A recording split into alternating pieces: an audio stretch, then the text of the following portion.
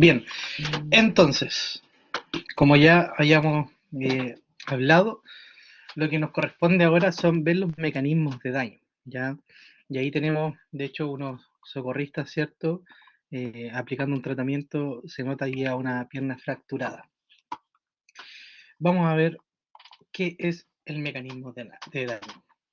Hablamos de la cinemática del trauma, ¿ya? Definir el mecanismo por el cual se produjo un intercambio de energía entre la víctima y el medio, y hay que utilizarlo para comprender, predecir y anticipar las lesiones y sus patrones. Cuando hablamos de el mecanismo del trauma, la cinemática del trauma, tenemos que imaginar finalmente qué es lo que pudo haber ocurrido, ¿ya? Si vemos la víctima, vemos los elementos que están ahí circundantes, qué puede haber ocurrido y qué traumas o qué lesiones son las que nos podríamos encontrar.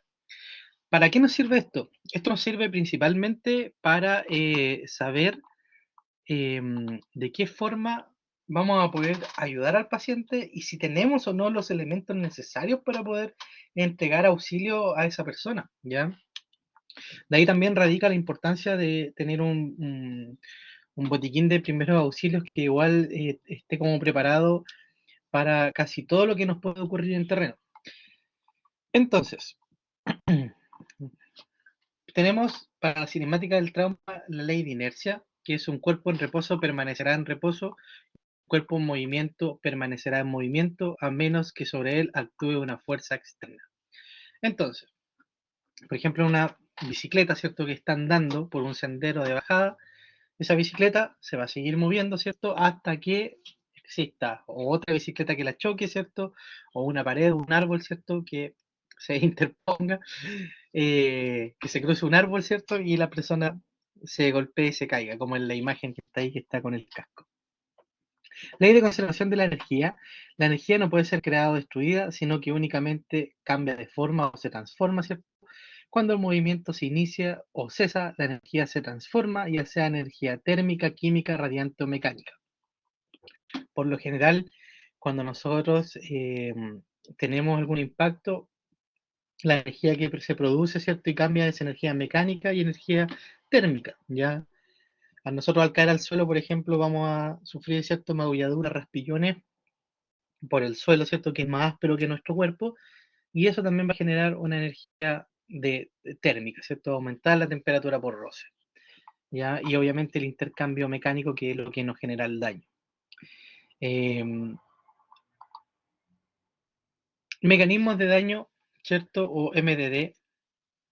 El mecanismo de daño permite inferir las lesiones que se pueden haber generado. Los factores que influyen en la gravedad del daño son velocidad, ¿cierto? Aumenta exponencialmente la producción de energía, a mayor velocidad, mayor daño.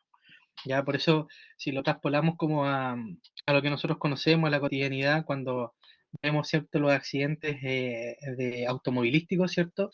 Siempre está el comentario de que te apuesto que iba rajado, ¿cierto? Te apuesto que iba con exceso de velocidad. Porque efectivamente la velocidad es el factor determinante entre que sea una tragedia o solo sea un susto, ¿ya? La velocidad, mayor velocidad implica mayor fuerza, ¿cierto? Un mayor...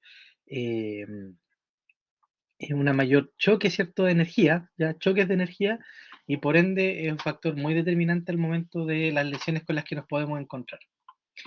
Distancia de detención. Cuando menor sea la distancia de detención, mayor será el daño, debido a que hubo menos tiempo para que esa energía se disipara. Claro, o sea, chocar con una pared no es lo mismo que chocar con una persona, ¿ya? Una, porque la pared no se va a mover, la distancia es muy cortita, ¿cierto? En cambio, con una persona que finalmente es un cuerpo similar al nuestro, podemos chocar igual fuerte, pero obviamente nosotros vamos a mover a esa persona, entonces ahí va a haber una distancia de tensión mayor, ¿ya? Material contra el que se impacta, los elementos de protección como los cascos son importantes porque el material es el que se deforma y absorbe la energía. No sirven los cascos rígidos ni las cosas muy rígidas. Hoy en día nosotros sabemos por estudios, ¿cierto?, de que para estar protegido es importante que los materiales se deformen y se destruyan para así que toda esa energía se disipe en el material y no en nosotros ni en nuestro cuerpo, ¿ya? Entonces ya no se ocupan los cascos metálicos como antiguamente, porque finalmente cuando venía el impacto de una bala, de una espada, por ejemplo, o sea, había mucho mayor daño ya al cráneo, ¿cierto? A la cabeza de la persona, porque absorbía toda la energía de ese golpe, ya que a lo mejor no le cortaba, es verdad, pero toda la energía del impacto se absorbía directamente a la cabeza. Igual es súper peligroso. Entonces no sé qué tanta ganada era.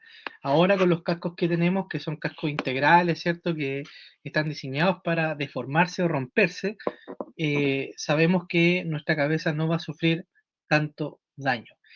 Ahora sí, también es importante mencionar en este mismo momento de que si los cascos sufren caídas, tienen que ser desechados, ¿ya? Los cascos no son elementos permanentes, ¿cierto? Y de uso así que no les vaya a pasar nada. Los cascos, por lo general, cada 5 o 6 años se debiesen estar cambiando. Si han tenido un uso, obviamente, que genere algún desgaste en él, ¿ya? O si ha sufrido una caída, se debe descartar de inmediato, ¿ya? O si obviamente el casco se rompe, por supuesto, no sirve. Bien, entonces importante también con los elementos. Mecanismos de daño, impactos. ¿Qué tipo de impacto ocurrió? ¿A qué velocidad ocurrió el accidente? ¿Cuál fue la distancia de detención? ¿Se encontraba la víctima usando alguna protección?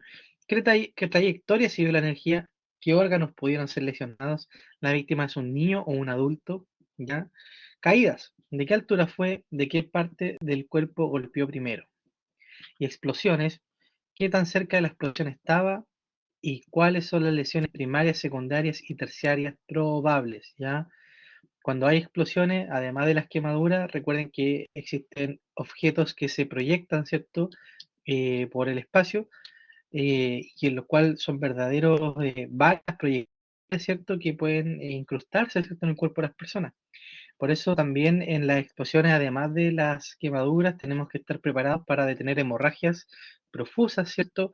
Y para poder ver a lo mejor también, debido a la fuerza, algunas fracturas puestas, ¿cierto? O algunas fracturas múltiples de cuerpo. Entonces, también ocurre eso en las explosiones. De un galón de gas, me refiero, por ejemplo. Caídas de 2,5 a 3 veces la altura de la víctima es un MDD significativo, que quiere decir que puede haber daño de columna. Ya cuando son significativos, nosotros lo que pensamos es que hay un daño en la columna o hay un daño, cierto, en el cráneo. Ya colisiones vehiculares, se ha producido al menos una muerte. O sea, si por ejemplo en la colisión vehicular hay alguien muerto, sabemos que puede haber daño. Si la víctima no utilizaba dispositivos de sujeción, si hay deformación del vehículo, si hay vuelco del vehículo y si la víctima no utilizaba ninguna protección como el cinturón de seguridad, ¿ya? Entonces, todos estos MDD son significativos. Caída a caballo, por supuesto que tienen riesgo de eh, problemas a la columna o a la cabeza. Caídas de un árbol recogiendo alguna fruta, típico también, que puede tener problemas, ¿cierto?, de alguna contusión en la cabeza o algún daño en la médula.